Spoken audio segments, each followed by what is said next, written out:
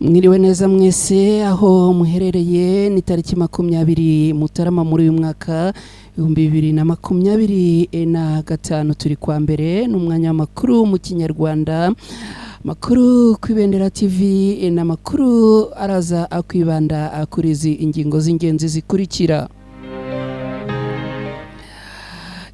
Ana makuru tugiye guhera rero muri Republika Iharanira Demokarasi ya Kongo.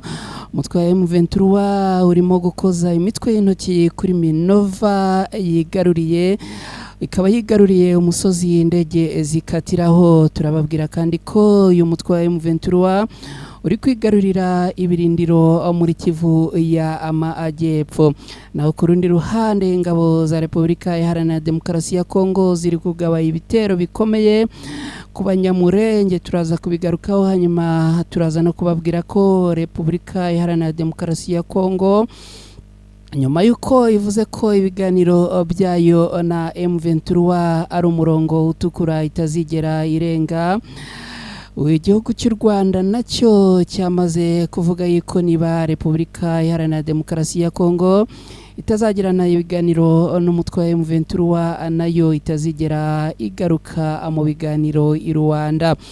Turaza kandi kugaruka kuri raporo ya Amnesty International igaruka ku umutwe wa M23 ndetse n'igihugu cya Republika Iharanira Demokarasi ya Kongo. Uyu mutwe ukaba ushinja cyangwa se iyi raporo ikaba ishinja Republika Iharanira Demokarasi ya Kongo kurashisha ibitwaro bikomeye abaturage. Turaza kwikoza mu gihugu cya Nigeria. Muri Nigeria ubu haravugwa inkuru ivuga yuko abagera kuri 60 bose bapfuye bagerageza kuvoma essence mu modoka yakoze impanuka.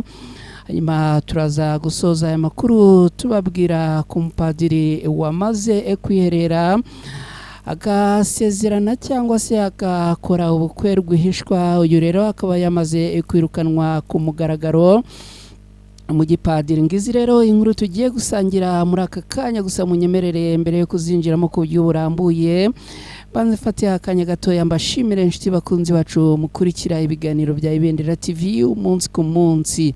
Mwarakoze guhitamo neza mugahitamo Ibendera TV, hanyuma kandi bibutsa mwe mutarakora subscribe ku Ibendera TV kuyikora kugira ngo dukomeze kugenda dusangira amakuru, ibiganiro n'ibitekerezo bitandukanye. Nitwana Kreti Ntirushwa ani ku Ibendera TV, ikaze.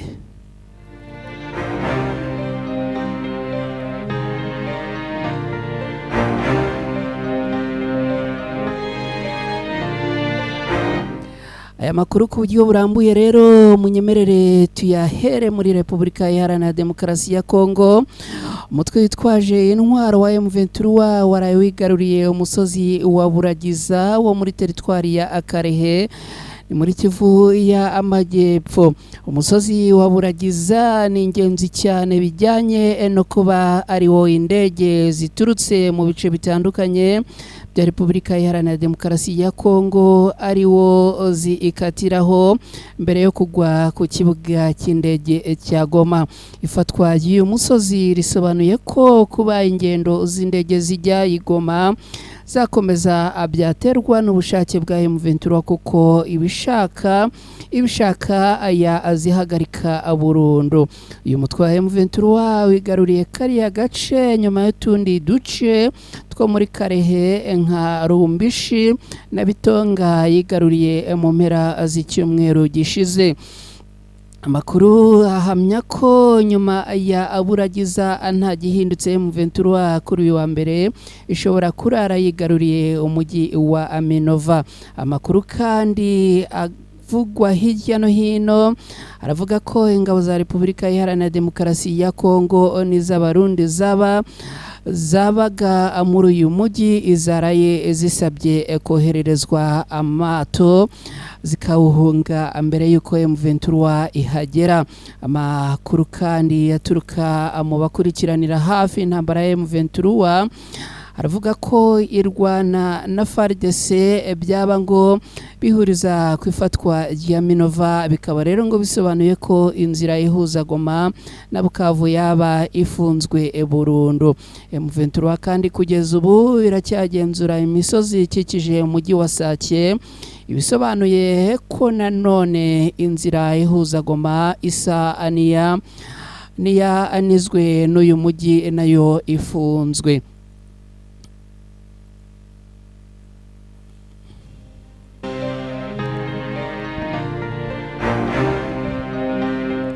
Aya makuru munyemerere kandi tuyakomereze ku bivugwa cyangwa se biri kuvugwa muri uyu mutwe wa M23, aho kugeza ubu ngubu uri kwagura ibirindiro byawo mu ntara ya Kivu y'Amajyepfo muri Repubulika Iharanira Demokarasi ya Kongo, ugamije guhagarika ubwicanyi n'itotezwa bikorwa n'ingabo z'iki gihugu. Raporo y'impuguke z'umuryango w'abibumbye yasohotse tariki 27 Ukuboza mu mwaka ushize 2024 igaragaza ko ingabo za Repubulika Iharanira Demokarasi ya Kongo zari zarashinze ibirindiro bikomeye mu gace ka Rumbishi gaherereye muri teritwari ya Akirehe. Kuva muri Gicurasi mu mwaka ushize 2024 izi ngabo zifatanyaga n'indi mitwe yitwaje intwaro nka FDLR mu kugaba ibitero muri Rumbishi, aho zarasaga ku birindiro bya M23 biri muri teritwari ya Masisi Nkandumba. Umuvugizi w'ingabo za Repubulika Iharanira Demokarasi ya Kongo mu ntara ya Kivu y'Amajyaruguru, Lieutenant Colonel Guillaume Njike Kayiko, yabwiye itangazamakuru ko ingabo ziri muri Kivu y'Amajyaruguru na Kivu y'Amajyepfo zatangije operation Caterpillar igamije kubuza abarwanyi ba M23 kwagurira ibirindiro byabo muri izi intara zombi. Nyuma y'imirwano ikomeye yabaye kuwa 18 Mutarama muri uyu mwaka 2025, abarwanyi ba M23 bafashe Rumbishi bakomereza muri Numbi na Shanje mu gitondo cyo kuri uyu wa 19 Mutarama, nk'uko byatangajwe n'umuyobozi wa teritwari ya Karehe Thomas Bakenga. Uyu Thomas Bakenga yagize ati nyuma ya Rumbishi bakomereje muri Numbi na Shanje hombi muri teritwari ya Akarehe. Ubwo abarwanyi ba M23 bafataga Rumbishi, abaturage babakirije ibyishimo, babagaragariza ko bishimiye kuba binjiye muri aka gace, ndetse banabagezaho ibirego by'ibyaha bakorewe n'ingabo za leta ya Repubulika Iharanira Demokarasi ya Kongo FDLR n'indi mitwe bafatanya. M23 yamenyesheje abaturage ba Rumbishi ko yamaze kwirukana FDLR ihagarika umuhangayiko baterwaga n'uyu mutwe w'iterabwoba. Bariyeri yari yarashyize muri aka gace n'imisoro itemewe n'amategeko yabacaga kimwe no gufata abagore ku ngufu, gushyira abana mu gisirikare n'ibindi batishimiraga byose bikaba byamaze guhagarikwa.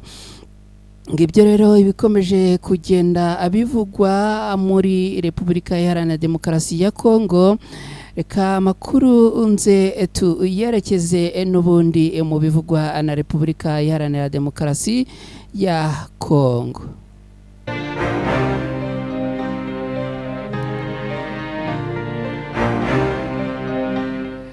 Namakuru yo kuri uyu wa mbere tariki 20 Mutarama muri uyu mwaka 2025 kwibendera TV, nitwa na Kreti Ntirushwa. Aya makuru rero tuyakomereje n'ubundi muri Repubulika Iharanira Demokarasi ya Kongo. Maître Moise Nyarugabo wabaye umudepite mu nteko ishinga amategeko ya Repubulika Iharanira Demokarasi ya Kongo yatangaje ko ihuriro ry'ingabo z'iki gihugu riri kugabanya ibitero mu basivile riri kugaba ibitero mu basivile abanyamurenge. Uyu munyamategeko yasobanuye ko ku gicamunsi cyo kuri wa 17 Mutarama muri mwaka wa 2025 ingabo za Repubulika Iharanira Demokarasi ya Kongo zigera ku 2,000 zaturutse mu gace ka Murima zageze muri Minembwe zitegura kugaba ibitero mu duce turimo Runundu kuka abakire. Muri ubu butumwa yashyize ku rubuga rwe rwa X kuri wa 19 Mutarama no kuvuga ku munsi w'ejo, Metere Nyarugabo yagize ati intwaro ziremereye ziri kurasa muri Minembwe. Abasirikare bagera kuri ku 2,000 bavuye muri Murima ya Fizi bagera muri Minembwe ku wa 5 saa 10 z'igicamunsi. Muri iki gitondo bafashe icyemezo cyo kugaba ibitero abaturage ba Runundu kukabakire n'indi midugudu basengaga bakaba bahungiye mu bihuru bashaka aha atekanye. Uyu munyamategeko yatangaje ko hari abasirikare 700 bagize ihuriro rya leta ya Repubulika Iharanira Demokarasi ya Kongo bageze mu Mikenke kuri wa 19 Mutarama muri mwaka wa 2025 baturutse muri Uvira, kandi ngo icyo bagamije no kwifatanya na abagenzi babo mu bikorwa byo gutsemba abatuye muri Minembwe.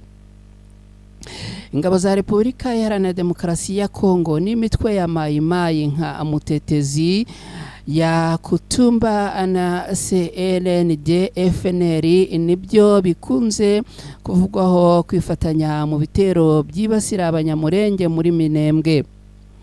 Tariki 27 ukuboza mu mwaka ushize 2024 Metere Nyarugabo yasobanuye ko ingabo z'u Burundi nazo zavuzweho kwinjira muri ibi bitero.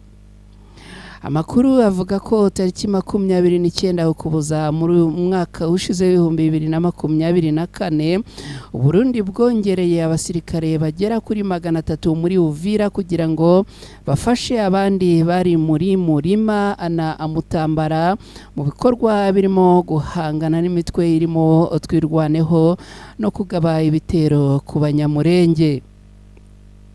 Tariki ya 3 Mutarama muri mwaka wa 2025 Burundi bwohereje muri Minembwe abandi basirikare bagera kuri 752 bagize batayo ya mbere baturutse mu birindiro bya Amudubugu biherereye mu ntara ya Bubanza.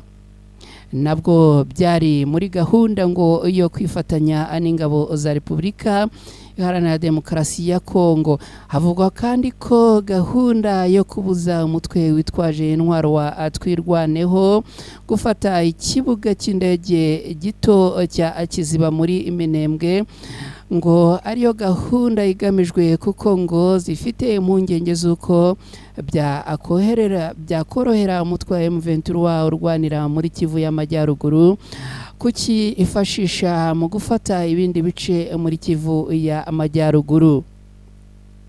Twirwaneho irwanira abanyamurenge kuri uyu wa 19 Mutarama muri mwaka wa 2025 yatangaje ko abatuye muri Minembwe biriwe munsi y'imvura y'amakompura y'amasasu ya mitrailleuses kugeza mu masaha y'umugoroba. Isobanura ko izakomeza urugamba rwo kurinda abasivile.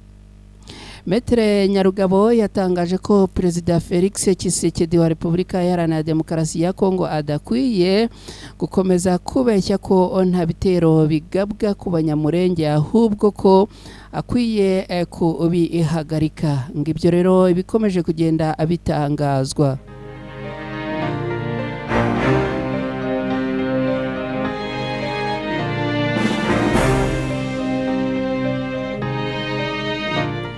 Aya makuru rero reka nanone tuyakomereze kuri iyi nkuru ivuga ko Guverinoma y'u Rwanda yagaragaje ko Repubulika Iharanira Demokarasi ya Kongo niramuka itagiye mu mishyikirano n'umutwe wa M23 itazarenga nayo umurongo utukura wo kongera kwitabira ibiganiro bya Rwanda.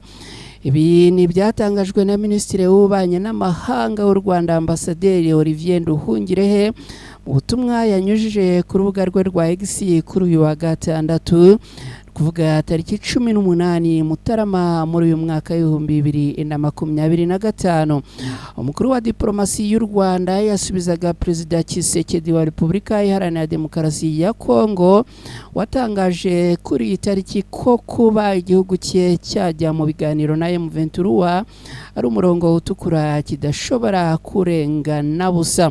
Tshisekedi wagezaga ijambo ku badiplomate bahagarariye ibihugu bitandukanye Kinshasa muri Repubulika Iharanira Demokarasi ya Kongo yavuze ko kuganira n'uyu mutwe byaba ari ukurenga umurongo utukura, aho yagize ati munyemerere ntange umucyo w'uko Repubulika Iharanira Demokarasi ya Kongo itazigera ikoreshwa n'igitutu cy'abantu bo hanze bagerageza gutanga amabwiriza anyuranye n'inyungu ndetse n'ubusugire bwacu. Ntabwo tuzigera dutezuka ku gushimangira uko aho duhagaze kuganira n'umutwe w'iterabwoba nka M23 n'umurongo utukura Repubulika Iharanira Demokarasi ya Kongo idashobora kurenga. Minisitiri rero Olivier Nduhungirehe uhagarariye cyangwa se umukuru wa diplomasi y'u Rwanda asubiza ubu butumwa ku byatangajwe na Perezida Tshisekedi, yavuze ko u Rwanda narwo rudashobora kurenga umurongo utukura wo gusubira mu biganiro bya Rwanda mu gihe Kinshasa yaba itagiye mu mishyikirano na M23. Aha Olivier Nduhungirehe yagize ati rero ibiganiro bya Rwanda ntibishobora gusubukurwa na rimwe cyangwa ngo bitange umusaruro nta muhate uhamye wa Repubulika Iharanira Demokarasi ya Kongo yo kujya mu mishyikirano na FC M23. Ibi kandi bigize umurongo utukura w'u Rwanda. Kigali na Kinshasa bikomeje guterana amagambo mu gihe Perezida Emmanuel Macron w'Ubufaransa aheruka gusaba ko habaho ibiganiro byo mu rwego rwo hejuru mu rwego rwo gukemura ikibazo cya M23 ano Rwanda. Ibyo rero ibirimo kuvugwa, reka twihuse tudatakaje umwanya kandi twerekeze muri raporo ya Amnesty International iravuga ibiki. Raporo ya Amnesty International iravuga yuko muri raporo bashyize ahagaragara baravuga yuko barimo gushinja ingabo za Repubulika Iharanira Demokarasi ya Kongo FARDC n'umutwe wa M23 gukoresha ibisasu biturika mu duce dutuwe cyane two mu burasirazuba bw'igihugu cya Repubulika Iharanira Demokarasi ya Kongo. Ibi rero bikaba ari muri raporo iyi Amnesty International yashyize ahagaragara uyu munsi kuwa mbere tariki 20 Mutarama muri uyu mwaka w'2025. Umuryango uharanira uburenganzira bwa muntu Amnesty International wasabye urukiko mpuzamahanga mpanabyaha ICC gukora iperereza kuri iki kirego no kugeza bakoze icyaha mu butabera. Uyu muryango uharanira uburenganzira bwa muntu Amnesty International ukomeza avuga ko abaturage benshi bishwe n'izo ntwaro z'ibisasu ziturika zangiza cyane mu turere dutuwe cyane kubera ko aho bishobora kugera mu kwangiza reyo d'impact haba hatazwi neza. Amnesty International itanga urugero rwo ku itariki 3 Gicurasi mu mwaka ushize 2024 aho ivuga ko roketi nyinshi zageze mu nkengero za Goma umurwa mukuru wa Kivu y'Amajyaruguru. Imwe muri izo ngo yaguye mu nkambi y'abantu bavanwe mu byabo. Amahema menshi yaragurutse, abasivile 18 barimo abana 15 baricwa, imibiri yabo ngo yaratanyaguwe. Nkuko Amnesty International bitangaza ngo roketi birashoboka ko yarashwe n'abarwanyi ba M23 bari ku gasozi ku kilometero kimwe kirenga uvuye aho mu rwego rwo gusubiza igisasu cyaturutse mu ngabo za Repubulika Iharanira Demokarasi ya Kongo zashyizwe iruhande rw'inkambi y'abavanwe mu byabo. Muri raporo rero ya Amnesty International kuri leta itanga ivuga ko izindi ngero kandi wamagana hari zikoreshwa y'izi ntwaro zirasa mu ntera ndende zifite ingufu nyinshi zibiturika kandi zishobora kwangiza ahantu hanini. Amnesty International bishimangira igira iti bombe, ibisasu by'intwaro za rutura, misile, roketi, inyinshi muri izo ntwaro zigira ingaruka mbi mu turere dutuwe cyane kuko zidashobora kuyoborwa neza. Ngibyo rero ibirimo kuvugwa na Amnesty International. Hanyuma mu kanya gatoya andaje twerekeze muri iyi inkuru nayo ivuga ku bantu 60 bose bamaze kugenda bitaba Imana.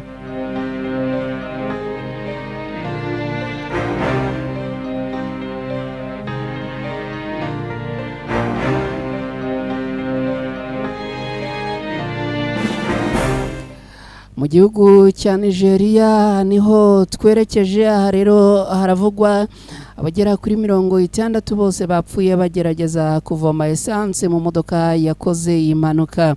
Abaturage bagera kuri 60 bapfuye ubwo bageragezaga kuvoma essence nyuma yuko imodoka yari itwaye ikoze impanuka mu gitondo cyo kuri wa 18 Mutarama muri mwaka 2025 ku muhanda wa Diko uhuza umurwa mukuru wa Nigeria Abuja n'umujyi wa Kaduna.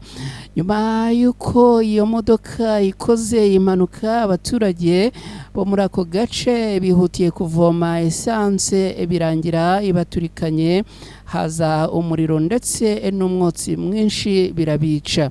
Umuyobozi w'ishami ry'umutekano wo mu muhanda muri Nigeria Kumari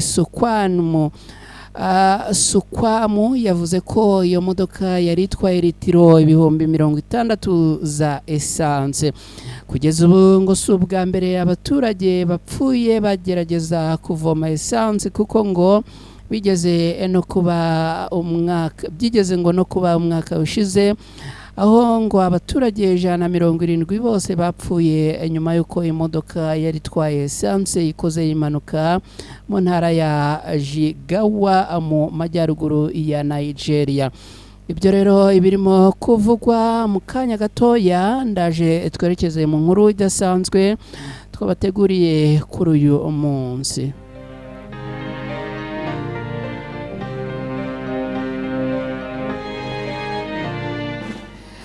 Mukomeje gukurikira Ibendera TV na makuru tariki 20 Mutarama muri uyu mwaka 2025 turi kwa mbere rero.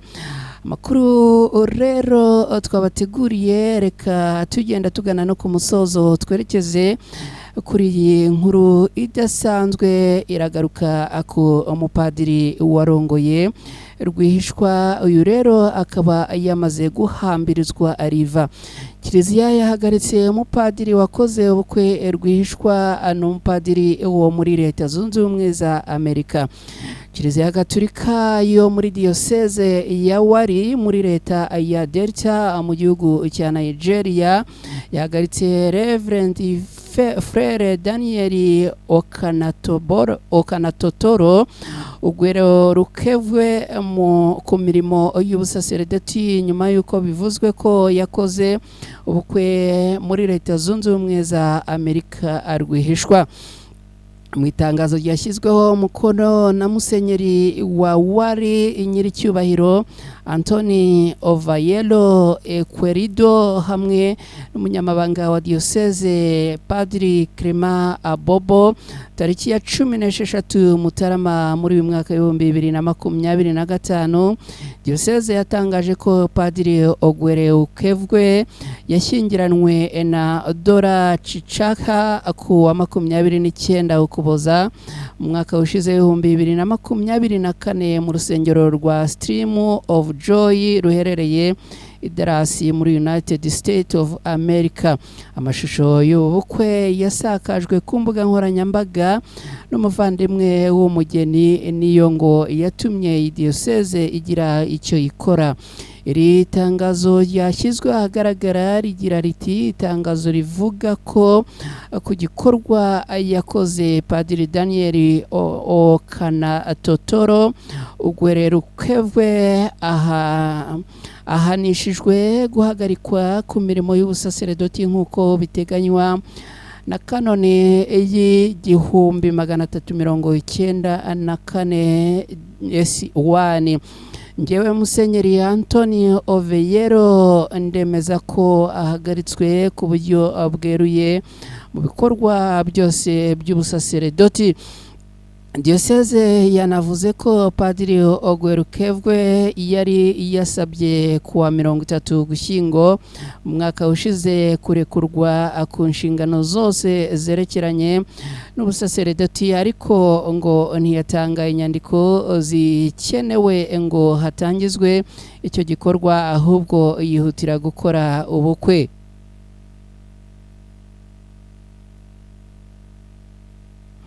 Uyu yari yasabwe kurekurwa cyangwa se gusezera. Kubera iyo mpamvu rero ngo yaciye ku mirimo yaciwe ku murimo wose wo kwiyitirira kuba padiri wa diocese yawari mu buryo bwari bwo bwose. Ingaruka zose ziteganywa n'amategeko ziratangira gukurikizwa ako kanya nk'uko iri tangazo bitangaza. Diocese yasoje iri tangazo igira iti ivuga ko Padiri Ogwene Ukwevwe afite uburenganzira bwo gusaba ko icyemezo cyahindurwa cyangwa giteshwa agaciro, ariko abanje kugaragaza ubushake bwo kwisubiraho. Ngibyo rero ibirimo kugenda bivugwa hirya no hino kuri uyu wa mbere tariki 20 Mutarama muri mwaka 2025. Na makuru kwibendera TV rero abagenda agaruka mu bice bitandukanye kandi mu nkuru itandukanye. Tuganye ku musozo gutyo rero tubashimira mwe mubana natwe umunsi ku munsi mu nkuru n'ibiganiro bitandukanye, tubabwira ko muramutse mwifuza gutanga igitekerezo kwibendera TV mwakoresha nimero ikurikira akamenyetso ko guteranya 250 17 00 nimero yakira butumwa butandukanye cyangwa se SMS, ubundi tukakwihamagarira mu gihe bibaye ngombwa. Ndabashimiye rero kandi mbasezeho mbifuriza gukomeza kugira ibihe byiza, mugire amahoro n'amahirwe, munogerwe na gahunda za Ibendera TV. Imana kandi ikomeze kubarinda.